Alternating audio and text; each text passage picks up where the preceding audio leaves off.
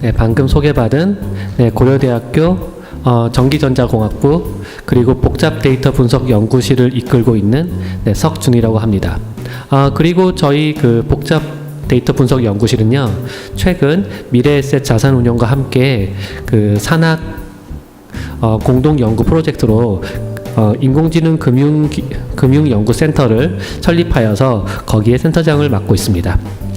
네, 오늘은 여기 주제가 인공지능 그리고 금융기술에 대한 것인 만큼 인공지능과 금융기술이라는 제목으로 인공지능이란 무엇이고 그것이 금융 쪽에서 어떻게 활용되고 있는가, 그리고 그것을 더 발전시키기 위해서 어떠한 연구를 진행하고 있는가에 대해서 주로 말씀을 드리도록 하겠습니다. 인공지능이라는 것은 이제 가장 그냥 기본적으로 우리가 생각했을 때 인간처럼 생각하는 어떠한 기계가 있다. 그리고 여기서 말하는 기계라는 것은 보통의 경우 이제 컴퓨터를 의미하는 거죠. 그래서 인간처럼 생각하는 기계인데, 과연 인공지능이라는 게 우리에게 어떠한 식으로 다가오는가를 보게 되면요, 먼저 가장 최근에 이제 계속 말씀을 들으셨겠지만 알파고와 이세돌 구단의 대국이 있었죠. 그리고 여기서부터 이제 그 인공지능이라는 그 화두와 키워드가 우리 사회에 굉장히 유행처럼 번지게 되었죠. 하지만 이전에도 전 세계 각국에서 이런 인공지능 그리고 빅데이터, 데이터 기계학습 이러한 그 키워드로 굉장히 많은 일들이 있었는데요. 예를 들면은 2014년에는 아까도 이제 다른 연사분께서 잠깐 소개를 하셨지만 그 유진이라는 어떠한 그 소년으로 가장한 그 채팅봇, 그러니까 기계가 사람과 대화를 함으로써 이 유진이라는 프로그램이 실제로 사람인지 실제로 기계인지 판단이 안 되는 이러한 그 튜링 검사라는 것을 통과했다. 이러한 소식이 전해지기도 했었고요. 그리고 2015년에는 이제 바이두라고 이제 그 중국의 큰 어떠한 그 IT 업체가 초거대 딥러닝 신경망 계획을 수립해서 발표를 했고요. 그래서 이것으로 이전에 강연에서도 보였지만, 예를 들면은 사진을 검색해가지고 쇼핑을 한다던가, 이러한 추천을 한다던가, 이러한 것들을 하기 위해서 스탠포드의 앤드류 응 교수를 영입해서 초거대 신경망 계획을 발표했고요. 그리고 좀 더 멀리는 어떻게 보면 이제 인공지능의 이제 지금의 우리가 소위 말하는 르네상스다, 황금기다, 이렇게 이야기를 할 수도 있는데, 이제 그거를 실제로 열었다고 생각되는 이제 IBM 왓슨이라는 플랫폼이 있는데, 이 IBM 왓슨이 인간 챔피언과의 어떤 퀴즈쇼에서 승리를 거두었다. 이제 이러한 사건들이 계속 발전을 되면서 우리 사회에서도 이제 인공지능이라는 것이 이제 점점 익숙해졌고, 이제 인공지능에 대한 기대와 두려움이 이제 커지게 된 거죠. 그래서 이제 인공지능이라는 것이 결국에는 나중에 이제 특이점 혹은 싱귤러리티라는 걸 이제 이끌게 될 거다. 왜냐하면은 현재 지금 인공지능의 발전되는 모습을 보면은 현재가 대략 한 2000년, 여기서 2010년 정도니까 대략 한 현재 인공지능은 사람들이 생각하기에 쥐 하나 정도의 지능을 갖고 있지 않을까라고 생각을 하는데, 이것이 조금만 가면은 한 사람의 두뇌와 맞먹는 어떠한 지능을 지니게 되고, 결국 어느 순간에 가서는 기계 한 대가 지니는 지능이 인류 전체가 갖고 있는 지능보다 높아지는 순간 결국 어떠한 싱귤러리티가 올 거다. 이러한 그 전망이 계속 나오고 있는 것이죠.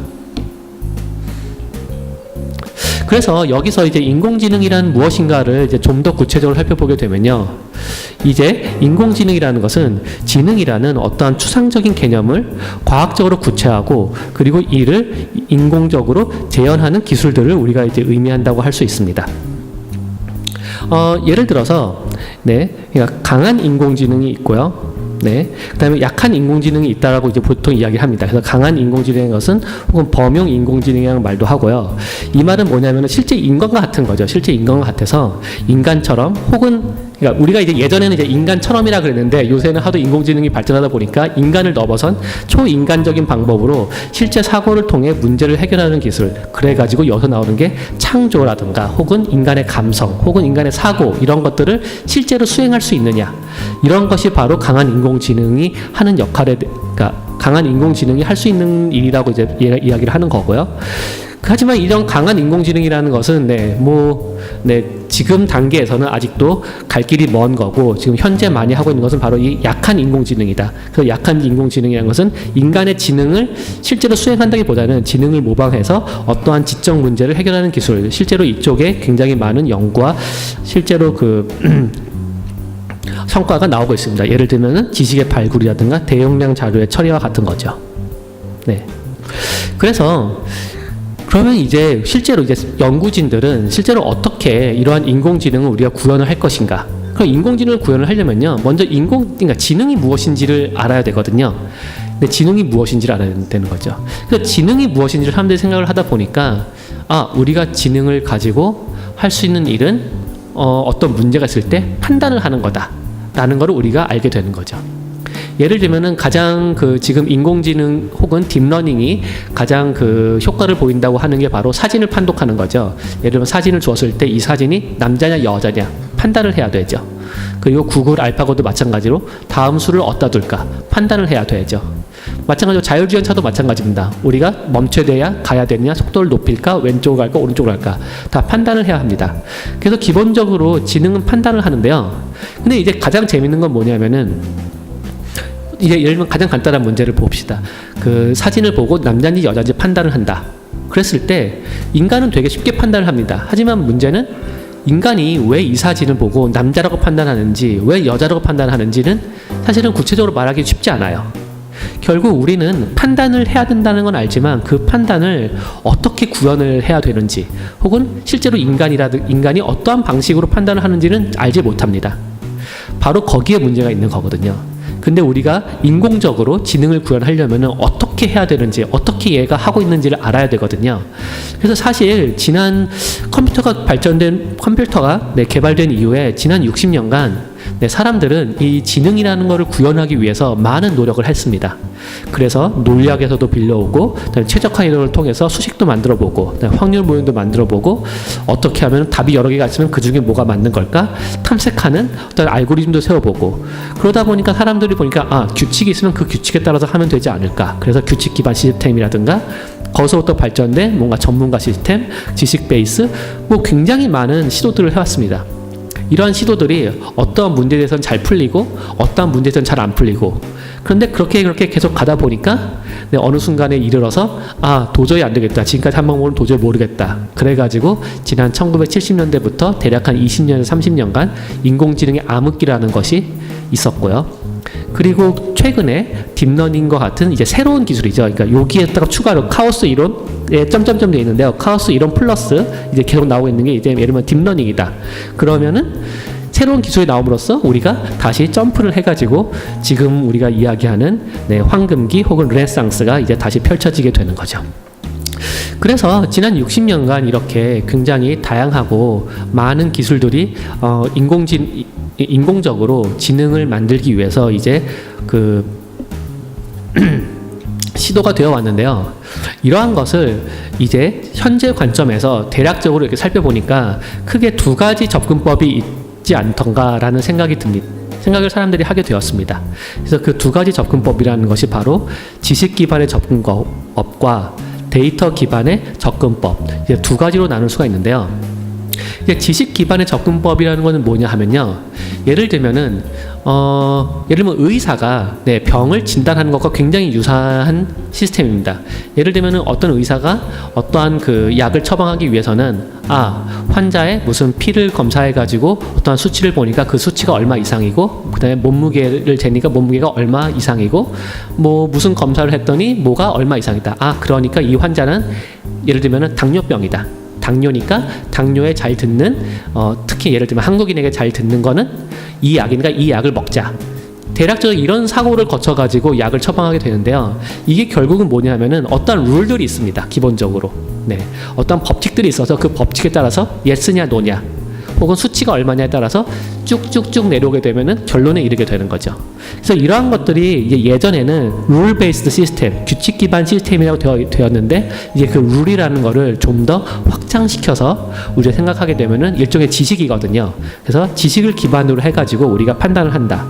그게 바로 지식 기반 접근법인데, 판단을 하는, 어떻게 그러니까 지식을 바탕으로 어떻게 판단하는지는 둘째치고, 네, 그러면 어떻게 지식을 모을 거냐, 그거부터 시작을 해야겠죠. 그래서 지식을 모으고 그 지식을 이용해서 판단을 내리는 접근법이 이제 지식 기반 접근법인데, 이제 가장 대표적인 예로 이제 IBM에서 만든 이제 왓슨과 같은 컴퓨터가 인공지능이 바로 이러한 지식 기반의 접근법입니다. 이 지식 기반의 접근법은 굉장히 오래전부터 연구가 되어 왔었던 건데요. 그에 비해서 이제 데이터 기반 접근법은 이제 최근에 좀 더 이제 뜨고 있고 핫하다고 되는 거죠. 데이터 기반 접근법은 지식이 뭔지는 잘 모르겠어요. 하지만 주어진 데이터를 바탕으로 계속 학습을 함으로써 우리가 판단을 내리는 거죠. 예를 들면 사진을 봤을 때 사진을 보고 이게 개인지 고양인지를 판단하고 싶어요. 근데 뭐가 얘를 개로 만든다, 뭐가 얘를 고양이로 만든다 라는 지식은 굉장히 습득하기 어렵습니다. 정하기도 어렵고요. 하지만 굉장히 많은 고양이의 사진과 굉장히 많은 개의 사진을 봄으로써 거기서부터 우리가 판단점을 찾아낼 수 있는 거죠. 이것이 바로 우리가 보통 이야기하는 딥러닝이 취하고 있는 접근법이고요. 그래서 딥러닝을 이용한 구글의 알파고 같은 것이 이러한 데이터 기반의 접근법을 사용한 것입니다. 하지만 그 최근에 나오는 여러 가지, 그러니까 가장 최신의 여러 가지 인공지능을 이용한 뭐 구현이다, 서비스다라는 거는 이 둘 중에 한 가지 방법에만 의존하는 것은 아니고요. 이 두 가지를 섞어서 필요에 따라서 각자가 잘 동작하는 곳에서 적용하고 있습니다. 그래서 이 두 가지 시스템에 대해서 좀 더 자세히 살펴보게 되면요. 네, IBM 왓슨이라는 것은 이제 기본적으로는 뭐냐면요. 자연어로 질문을 해요. 네, 자연어로 질문을 해요. 그러면은 그 자연어로 주어진 질문을 이해하고, 네, 자연어라는 것은 이런 거죠. 뭐 한글을 창제하신 사람은 누굴까요? 이게 우리가 자연어로 된 질문입니다. 자연어라는 것은 우리가 하는 말이죠. 그러면 그 질문을 이해하고, 그러면은 이 질문에는 한글이라는 게 있고 창제라는 게 있고 발명가가 누군가, 이런 식의 그 키워드들이 있습니다. 그러면 그 키워드를 바탕으로 해서 방대한 자료, 웹에 있는 자료라든가 백과사전의 자료 혹은 뉴스 아티클 같은 거를 실시간으로 엄청나게 빠른 속도로 읽습니다. 그러므로서 거기서 관련 지식을 막 추출을 하죠. 그리고 나서 그 추출된 지식을 바탕으로 다시 조합을 해가지고 답을 찾아내는 일종의 전문가 시스템입니다. 그래가지고 이 왓슨이 사실 퀴즈쇼에서도 사실 왓슨과 비슷한 거는 뭐 앞에서 설명드렸지만 이제 한국 같은 이제 엑소브레인이 있는데, 그런 것이 이제 퀴즈쇼에서 이제 질문을 맞출 수 있는 이유가 바로 인간이 질문하는 퀴즈를 인간의 언어로 이해해서 다시 지식을 찾고 다시 대답하는 과정을 거침으로써 할 수 있고요. 그리고 이러한 것들이 이제 의료 진단이라든가, 예를 들면 이 환자에 대한 데이터를 주고 가장 최고의 처방법은 무엇인가라는 자연어를 던졌을 때 그때 대답을 찾아주는, 그리고 교육, 금융 서비스, 이러한 곳에 각각의 분야에 활용 중이고 있습니다. 그리고 그 지식 기반, 이제 데이터 기반의 이제 그 접근법의 가장 대표적인 게 바로 이제 인공신경망, 그리고 그를 이용한 이제 딥러닝 방법인데요. 이거는 뭐냐면은, 그러니까 규칙 기반의 방법이 혹은 지식 기반의 방법이 일종의 이 인공지능 시스템을 어떻게 동작해야 된다라는 걸 사전에 알고 있는 거죠. 하지만 많은 경우에 왜 내가 이 사진을 보면 얘를 고양이라고 판단하는가와 같은 문제처럼 왜 그런지를 모르는 경우가 굉장히 많습니다. 그래서 아예 사람들이 그냥 그 아이디어를 바꿔가지고 차라리 인간의 두뇌를 모방한 어떠한 그 인공적인 신경망을 구성하고, 그 신경망을 인간이 수십 년에 걸쳐 교육을 받듯이 대규모 데이터를 이용해서 학습을 해서 하면 인간과 유사한 판단을 내릴 수 있지 않을까라는 아이디어를 가지고 이제 인공신경망을 구성하게 되고요. 네, 그 다음에 그걸 바탕으로 해서 이제 이미지 처리라든가 혹은 인간이 매우 쉽게 할 수 있는 일들, 그러니까 기존에 이제 인간은 쉽게 할 수 있었지만 기계는 어려웠던 일들, 예를 들면은 제가 지금 말하는 거를 이해한다던가 혹은 사진을 보고 판독한다던가, 이러한 것들을 이제 쉽게 할 수 있는 인공신경망 그리고 딥러닝 같은 것을 이제 것을 개발하게 되었죠. 그래서 이것이 바로 데이터를 기반으로 학습하는 가장 대표적인 경우입니다. 그래서 이러한 두 가지 경우가 이제 서로 섞이고 필요에 따라서 쓰임으로써 이제 그 인공지능은 이제 다양한 곳에 활용되고 있는데요. 아마 요거에 대해서 이제 자세한 것들은 이전에 이미 그 다른 그 연사님들께서 많이 말씀을 하셨습니다. 예를 들면 비서 시스템으로서는 그러니까 우리를 도와주는 거죠. 뭐 애플의 시리라던가, 그리고 가정용 로봇으로는 뭐 MIT의 지보, 뭐 소프트뱅크의 뭐 페퍼 같은 것이 있고요. 그리고 뭐 추천 시스템, 예를 들면 상품을 사면은 뭐 더 좋은 상품이 이런 게 있습니다. 이런 게 관심이 있으신가요? 이런 거를 이렇게 새로 좋은 상품을 추천해주는 뭐 아마존이라든가 뭐 유튜브에서 비디오 추천 같은 것이 있고요. 그리고 의료 진단 분야에서는 이제 IBM 왓슨을 비롯하여서 여러 군데서 사용되고 있고요. 그 외에도 이제 법률 서비스, 이제 법률이라는 것도 일종의 그냥 지식이거든요. 이제 굉장히 그러니까 인간이 실제로 다루는 서비스 중에서는 그나마 이제 그러니까 지식화를 좀 쉽게 할 수 있는 그러한 분야이기 때문에 이제 법률 서비스, 그리고 언론처럼 언론이라는 것은 이제 그 뉴스를 이제 쓰는데 실제로 그러니까 뉴스 중에서 굉장히 단순한 사실만을 전달하는 뉴스들이 있습니다. 예를 들면은 뭐 어떠한 예를 들면 뭐 주식시장의 변화가 있었을 때 아니 어떤 회사가 뭐 공시를 했을 때 그 공시의 내용을 적는다던가 이러한 것들은 이제 기본적으로 혹은 스포츠죠. 스포츠에서 누가 이겼다 라는 것들, 그럼 몇 대 몇으로 이겼냐, 뭐 안타는 누가 쳤느냐, 뭐 이런 것들 이제 굉장히 간단하게 적을 수 있기 때문에 이러한 기사를 자동으로 작성해주기도 하고요. 그리고 문화예술 분야, 그리고 아까 카이스트 교수님께서도 뭐 잠깐 설명을 하셨지만 뭐 실제로 인간이 그린 그림과 비슷한 것을 이제 보여주는 그러한 역할들을 우리가 인공지능이 쭉 해오고 있었고요. 하지만 이번 세션에서는 뭐 이러한 것들에 대해서는 앞서서 많이 말씀해 주셨기 때문에 이번 세션에서는 그 중에서도 가장 중요한 어플리케이션 중에 하나인 금융 서비스에 대해서 이제 주로 말씀을 드리도록 하겠습니다.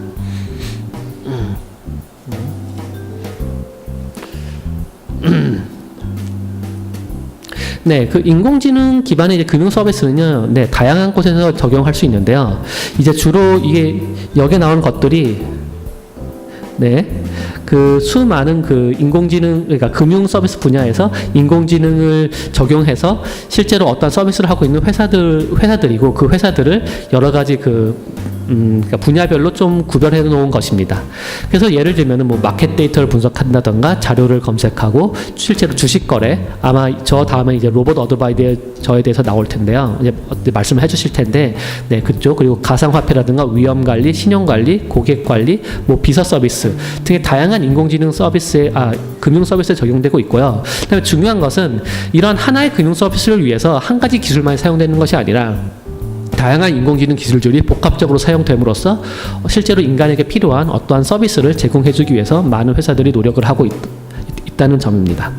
그래서 이제 각각에 대해서 이제 좀 더 자세히 살펴보면요.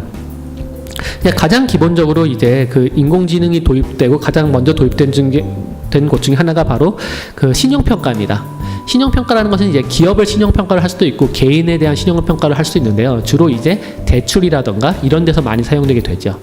이제 그 중에서 이제 쓰는 것 중에 하나가 이제 타입스코어, 이제 회사가 이제 타입스코어라는 회사가 있는데요.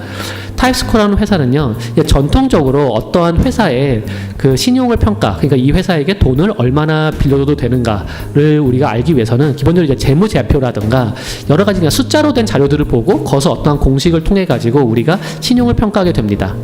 하지만 실제로 인간 애널리스트들은 그것뿐만 아니라 이 회사에 대한 어떠한 그 리포트로 된 그 글자 자료 있지 않습니까? 그런 것도 참고하게 되는데요. 근데 그러한 거를 예를 들면은 그러니까 재무제표 기반의 어떤 전통적인 신용평가뿐만 아니라 리포트를 읽어서 우리가 실제로 신용평가를 수행을 할 수가 있는데 그것을 바로 기계가 대신한다 라는 거죠. 그래서 타입스코어가 가진 기술은 바로 이 텍스트 기반의 어떠한 자료를 가지고 그 기반으로서 실제로 어떤 회사나 혹은 뭐 SNS에 올린 여러 가지 개인의 글을 보고 심지어 SNS에 올린 개인의 글을 보고 그 사람의 뭐 신용을 평가하는 뭐 여러 가지 기술들을 사용해가지고 좀 더 빠르고 효과적으로 신용을 평가할 수 있는 기술을 보유하고 있습니다.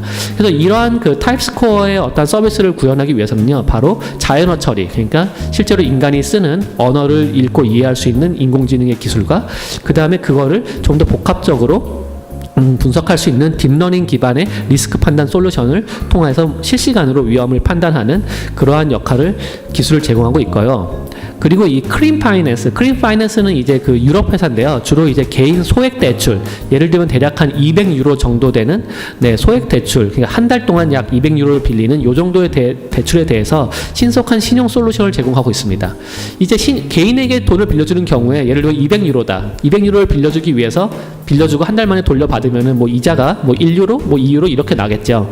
근데 이걸 하기 위해서 그 빌려주는 사람에 대한 신용평가를 하기 위해서 뭐 10유로를 쓴다. 예를 들면 사람을 고용해서 평가를 하니까 그러면 완전히 손해인 거죠. 그렇기 때문에 이거를 기계가 빠르고 가능하면 정확하게 할 수 있는 기술이 있겠느냐. 바로 그러한 기술을 제공하는 게 이제 크림 파이낸스가 하는 일입니다. 그래서 이거는 이제 그 유럽 지역에서는 이제 온라인 대부 업체 중에서 이제 탑 5에 들 정도로 이제 급속히 성장을 했습니다. 그리고 또 그 다음에 이제 인공지능이 많이 쓰이는 곳이 바로 금융비서입니다. 아마 여러분 시리나 뭐 여러 가지 뭐 구글 어시스트 같이 그러니까 일반적인 형태의 그 비서 시스템들이 많이 나오고 있는데요. 그 비서 시스템을 금융 쪽에, 금융 서비스 쪽에 특화시켜 가지고 서비스를 제공하고 있습니다. 예를 들면은 그러니까 카시스토 같은 경우에는요, 여기 보시다시피, 그러니까 카이라는 어떠한 인공지능 비서가 있습니다. 이 카이는 사실은 채팅 프로그램이죠. 그러니까 채팅 프로그램을 통해 가지고 이 카이한테 계속 물어봅니다. 예를 들면 이렇게 생각하시면 되죠. 저에게, 그러니까 금융을 담당하는 비서가 있는 거예요. 그래가지고, 내가 뭐 누구한테 돈을, 예를 들면은 우리 학원 선생님한테 돈을 줘야 되는데 저번 달에 줬니? 라고 제가 언어로 물어보면은, 예를 들면 비서가 있다면 그 비서는 아니요, 아직 안 내렸는데요? 라고 대답을 해줄 거 아닙니까? 그거를 그냥 채팅으로 구현한 겁니다. 근데 실제로 사람이 있는 건 아니고, 이제 어떠한 채팅봇, 우리가 채팅봇이라고 그러죠. 그러니까 이러한 대화를 할 수 있는 인공지능이 있어서 그 인공지능이 계속 왔다 갔다 하면서 하는 겁니다. 그렇다면은 그러면 여기서 그렇죠. 그래 안 줬으니까 그러면 걔한테 기타 레슨으로 $150를 전송해 줄래? 라고 하면은 네 알겠습니다 하고 전송을 해줍니다. 그러니까 비서가 실제로 돈을 만약에 실제 비서라면은 공인 인증서를 통해 가지고 이제 클릭을 해서 돈을 전송해 줄 텐데 그거를 그냥 말로 얘가 알아서 해주는 거죠. 이제 이런 서비스들을 이게 제공하고 있고요. 그리고 그러니까 핀제니어스도 이제 뭐 비슷한 역할을 합니다. 비슷한 역할을 해서 뭐 이제 과거에 무슨 뭐 보험 가입 정보라든가 혹은 지출 내역 등을 쭉 파악할 수 있고 그 다음에 이러한 라이브 챗 혹은 이메일, 텍스트 메시지 등등을 이용해 가지고 뭐 여러 가지 금융 서비스들을 제공할 수 있다. 뭐 비슷한 일들을 하고 있습니다. 그 다음에 이제 또 많이 사용되는 것 중에 하나가 이제 실제로 그러니까 리스크 어세스먼트 혹은 사기 방지라는 측면이 있는데요. 이게 뭐냐면은 우리가 이제 온라인 쇼핑몰에서 뭐 많이 사보셨을 텐데 사실은 뭐 한국은 그래도 그나마 좀 나은 편이고요. 근데 미국에서는 이제 개인 대 개인의 온라인 거래 같은 것이 있습니다. 그러면은 과연 내가 이 사람한테 예를 들면 이 사람이 뭐 중고 카메라를 산다 그래서 돈을 보냈는데 과연 이 중고 카메라가 나한테 도착할 것인가 안 도착할 것인가? 사실 이 판매하는 사람을 믿을 수 있나 없나 이런 것들이 사실 굉장히 중요한 문제거든요. 그래서 이제 여기 보이는 이제 몇 가지 업체들은 실제로 온라인이라든가 혹은 모바일 뱅킹 그리고 쇼핑과 관련된 사기 위험을 방지하기 위한 실시간 서비스를 제공하고 있습니다. 그래가지고 예를 들면 어떠한 홈쇼핑에서 이제 온라인 쇼핑에서 이제 판매하는 판매자가 있다. 그러면 그 판매자가 과거에 이제 어떠한 경력을 갖고 있고 어떠한 히스토리를 갖고 있는지를 쭉 혹은 그게 아니라 예를 들면 그러니까 내가 그냥 뭐 트위터나 뭐 페이스북에서 실제로 그냥 막 만난 사람이 나에게 뭔가를 팔겠다 그랬을 때 이 사람이 진짜로 가짜로 파는 건지 아닌지 등등을 과거에 이 사람들의 데이터라든가 혹은 이 사람들이 남긴 글이라든가 이런 것들을 보고 판단을 한 다음에 그래서 이 사람이 실제로 이 사람 가짜다 혹은 진짜다 이러한 것들을 미리 알려줄 수 있는 그러한 서비스를 제공하고 있고요. 이거는 이제 2016년 현재 하루에 $10억 이상의 지불 혹은 이체에 대한 서비스를 제공하고 있습니다.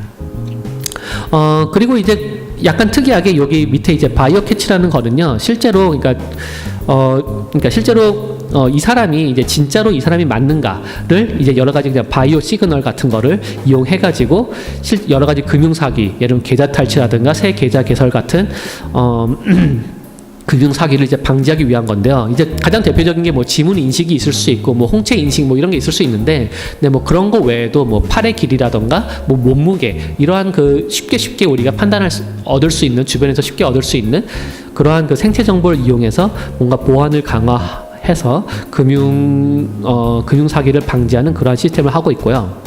그다음에 여기 스크라이라는 회사는 약간 좀 특이한데요. 네, 여기 스크라이라는 회사는 약간 좀 특이한데, 사실 우리가 보통 이제 핀테크라고 말을 하면요, 뭐 어떤 사람들은 이제 그게 로보 어드바이저 쪽으로 받아들이는 사람도 있겠지만, 보통 핀테크라고 말을 하면은 대부분의 사람들은 가상화폐에 대한 개념을 많이 갖고 있습니다. 그래서 이 스크라이라는 회사는요, 이 가상화폐에 특화되어 가지고 가상화폐에서 발생할 수 있는 여러 가지 사기들 혹은 돈 세탁 이런 것들을 미리 방지할 수 있는 솔루션을 인공지능 데이터 분석을 통해 가지고 제공하고 있습니다. 그리고 이제 가장 중요하고 이제 많이 쓰이는 것 중에 하나가 이제 뭐 로보 어드바이저 같은 거에 관련돼 가지고요. 이제 어떠한 투자 전략을 이제 수립하는 건데요. 이제 실제로 국내에서도 그렇고 이제 해외에서도 이제 많은 회사들이 이러한 그 투자 전략을 만들고 뭔가 로보 어드바이저를 만들기 위해서 인공지능을 도입하고 있습니다. 이제 그 중에서 이제 대표적인 것이 센티언트라는 이제 회사가 있는데요. 이 회사는 그러니까 사실 하는 일이 거의 비슷한데요. 예를 들면은 이 회사는 이제 그 특이한 점으로 이제 그 지네틱 알고리즘이라고요. 생물의 진화를 모방한 여러 가지 알고리즘을 딥러닝에 적용해 가지고요. 그 사용자의 어떤 결정을 돕고 투자에 조언을 주는 그러한 그 새로운 전략을 만드는 그러한 그 서비스를 제공하고 있습니다. 그래서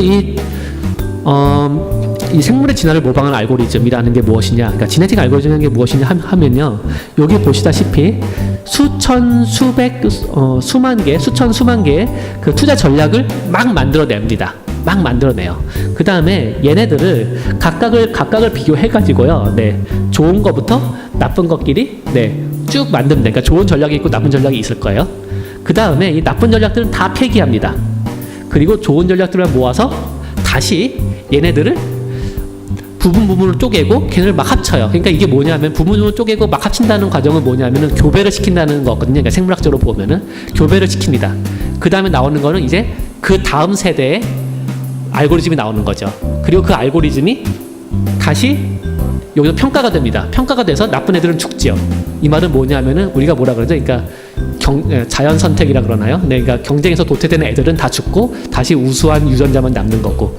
이러한 그 자연의 어떠한 진화의 법칙을 모방한 이제 지네틱 알고리즘을 씀으로써 좋은 전략을 만들어가는 그러한 전략을 구사하는 이제 대표적인 회사고요. 그리고 이제 클론 알고라는 거는 또 이제 비슷한 건데, 클론 알고는 또 약간 다릅니다. 또 약간 다른데요. 어차피 하고 싶은 건 똑같아요. 어차피 하고 싶은 거는 그러니까 그 위기를 관리해서 좀 더 안정적이고 높은 수익률을 올리는 게 목적인데, 여기는 이제 굉장히 재밌는 게 여기 요 부분입니다. All our algos have a clearly defined trade logic. 이 말이 무슨 말이냐 하면요. 그러니까 이 경우에는 최종적으로 나온 그 투자 알고리즘이 뭔지 몰라요, 사람들이. 왜냐하면 막 섞였기 때문에 되게 이해하기 어렵습니다. 하지만 이 경우에 이 사람들이 하는 이야기는 뭐냐 하면은 여기 있네요. We know why it works well. 이 말은 뭐냐면 그러니까 우리는 이게 굉장히 단순한 알고리즘고 좋은 알고리즘 쓰기 때문에 우리는 이게 왜 동작하는지 알고 얘가 뭘 하는 건지 클리어하게 안다. 그러니까 완전히 그러니까 두 개가 다른 방향이죠. 그렇죠? 예를 들면 딥러닝 같은 경우에는 동작하긴 하지만 왜 동작하는지 몰라. 하지만 동작은 해. 이런 쪽으로 발전되는 게 있고, 우리는 우리가 뭔지 아는 놈만 할 거야. 그런 방향이 있는 거죠. 그래서 클론 알고는 이제 그쪽에 이제 대표적인 어떤 그 투자 전략을 세우는 회사다라는 거고요. 그리고 뭐 은행 서비스에서도 이제 뭐 적용되고 있습니다.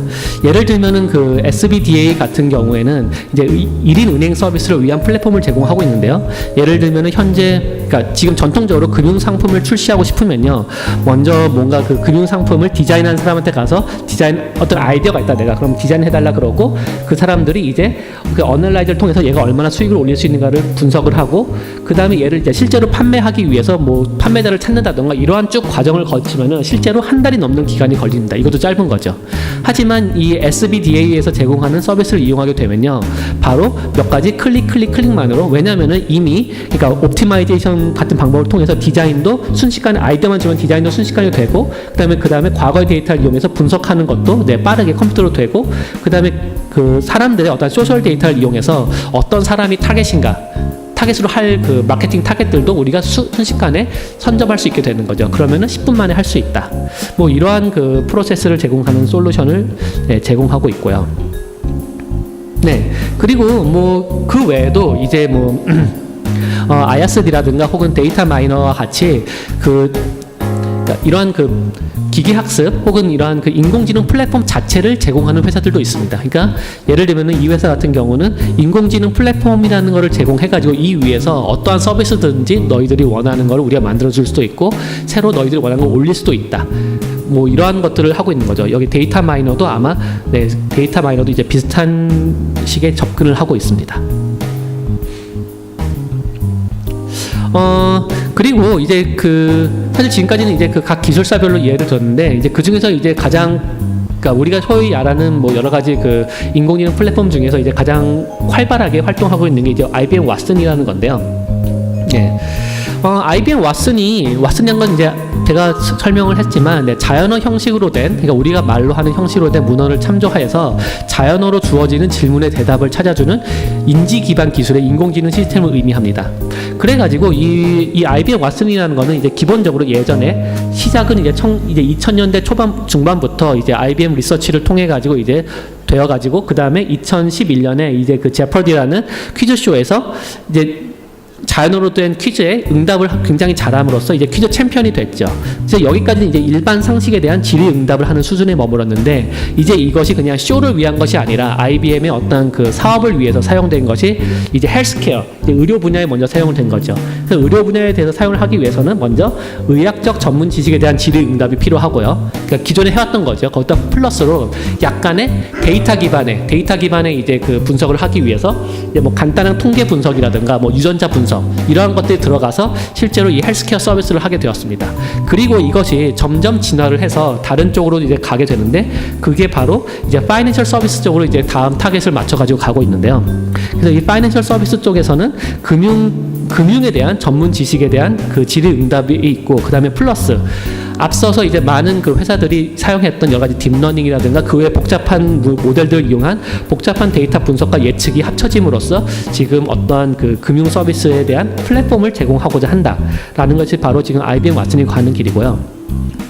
그래서 이것을 이제 실제 어디에 적용되냐 하면은 이제 가장 먼저 적용하는 데 중에 하나가 이제 DBS라는 이제 싱가포르 은행인데요. 이제 2014년에 이제 DBS는 여러 가지 고객들의 자산 관리를 이용해서 이제 왓슨을 적용했고요. 그래서 왓슨이 제일 잘하는 게 글을 읽고 이해하는 거기 때문에 연구 보고서라든가 제품 정보 혹은 고객의 프로파일 같은 거를 다 읽고 자기가 이해를 해가지고 그러니까 지금 보면 리서치 보고 자료, 상품 정보, 고객 데이터 얘네들이 전부 다 글로 된 거죠. 자연어로 된 거. 그래서 이거를 바탕으로 해서 투자 종목을 제안하는 등의 자문가 역할을 한다. 이런 거를 이제 기대하고 이제 도입을 했죠. 그리고 뭐 싱가포르 은행 외에도 이제 여러 군데에서 도입을 했는데 사실 뭐 인간에 비해서 훨씬 나은가 혹은 실제로 그러니까 인력을 훨씬 그러니까 사람 대신에 인력을 훨씬 더 세이브할 수 있는가 이런 문제에 대해서는 아직도 그러니까 지금도 여러 가지 면에서 시도하고 있는 것 같고요. 하지만 이것보다도 좀 더 그러니까 실질적으로 이용될 수 있는 게 바로 그러니까 콜센터입니다. 콜센터. 바로 직접적으로 이용될 수 있는 거죠. 콜센터는 이제 사람의 인력, 그러니까 사람이 응답을 해야 되기 때문에 인력이 굉장히 많이 드는데요. 근데 이 왓슨 같은 경우에는 자연어를 굉장히 잘 인식하기 때문에 만약 음성 인식과 결합이 된다면은 여러 가지 고객들이 하는 질의응답에 대해서 바로바로 짧은 시간에 대답을 해줄 수 있겠죠. 그래서 이러한 왓슨 콜센터를 이제 그러니까 왓슨 솔루션을 이 콜센터에 가장 먼저 적용하려는 이제 여러 가지 시도가 되고 있고요. 그래서 미국 같은 경우에는 이제 뭐 시티뱅크라든가 남아프리카 공화국의 네드뱅크 그리고 일본의 뭐 여러 가지 은행에서 다양한 형태로 적용 중에 있고요. 그다음에 국내의 경우에서도 이제 SK CNC가 이제 왓슨에 대한 뭐 판매권을 이제 가지고 왔는데 이제 그것이 이제 제일 먼저 적용하려는 곳이 뭐 가천대 의대와 같은 이제 의료 그다음에 금융 쪽에는 이러한 콜센터 서비스 쪽에 이제 제일 먼저 이제 적용을 하려고 하고 있습니다. 제가 시간을 많이 쓴 것 같은데 그래서 짧게 하면은 이제 이러한 것을 위해서 이제 저희 고려대에서 이제 미래에셋 자산운용과 함께 이제 인공지능 금융연구센터를 설립해가지고 여러 가지 연구를 하고 있고요. 그래서 이 부분은 짧게 넘어가면요. 연구센터는 구성이 뭐 이렇게 되어 있고, 그 다음에 뭐 미래에셋 그룹에서 뭔가 연구 과제를 발주하고, 그 다음에 서비스 상용화 및 현업 적용을 위해서 노력을 한다면은. 저희 같은 경우에는 이제 그 기초적인 연구, 그 다음에 기반 기술을 개발하고, 그 다음에 중간에 이제 크래프트 테크놀로지스라는 이제 어떠한 그 핀테크 벤처 회사가 있는데요. 이 회사가 실제로 어떠한 상품을 구현하는 이러한 그 삼각형인 협력 관계로 되어 있고요. 그래서 이제 저희가 이제 기본적으로 이제 최종적으로 우리가 하려는 것은 바로 이런 금융 통합 플랫폼이라는 것을 우리가 최종적으로 개발해 보고 싶다라는 것입니다. 그래서 금융 통합 플랫폼이라는 것은요, 여기에 보면 디시전 메이커라고 상위에, 그러니까 전체 금융사에서 상위에 어떠한 그 몇몇 그 운영진 혹은 경영진들이 있습니다. 그러면 이 경영진들이 뭔가 큰 어떠한 그 정책의 방향 혹은 그 투자의 어떠한 철학을 세우게 되면은 그 철학에 맞춰 가지고 여러 가지 그 펀드 스킴들을 이제 AI가 자동으로 다 만들어주게 되고, 그 다음에 요거에 만들어주게 되면은 여기 있는 당연히 상품 개발자와 함께 만들게 되죠. 그러면 여기서 만들어진 여러 가지 그 펀드 상품들이 고객 데이터와 함께 자동적으로 특정 고객들에게 추천이 돼가지고 이 고객들은 이러한 것을 이용해가지고 좀 더 자기 성향에 맞는 여러 가지 상품들을 이용할 수 있다. 이러한 그 통합적인 플랫폼을 구축하기 위한 기본 연구가 이제 저희가 이제 하는 역할입니다. 네, 이상으로 저의 발표를 마치도록 하겠습니다. 경청해 주셔서 감사합니다.